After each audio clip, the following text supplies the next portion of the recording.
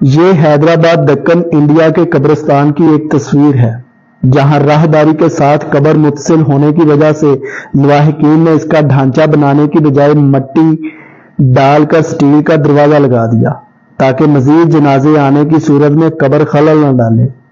اس تصویر کو پاکستان کے ایک سوڈو لبرل حارث سلطان نے اس عنوان سے ٹویٹ کیا کہ عورتوں کے ریپ کے ڈر سے پاکستان میں لوگ خواتین کی قبروں پر دروازے لگوانا شروع ہو گئے ہیں۔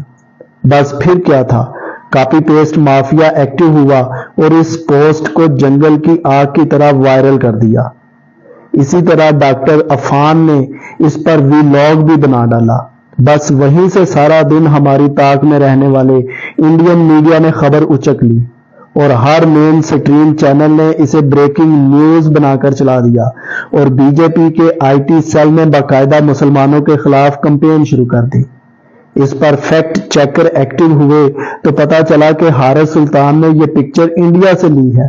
مزید تحقیق پر شہر کا پتہ چلا اور اب لواحقین کو میڈیا پر آ کر حقیقت بیان کرنا پڑی کہ ہم نے کسی خوف یا ڈر سے ایسا نہیں کیا بلکہ جگہ کی تنگی کی وجہ سے ایسا کرنے پر مجبور ہوئے۔ لیکن سلام ہے ہمارے تھرڈ کلاس دانشوروں کو جن کو آج کل پاکستان کے خلاف زہر اگلنے کا موقع ملنا چاہیے۔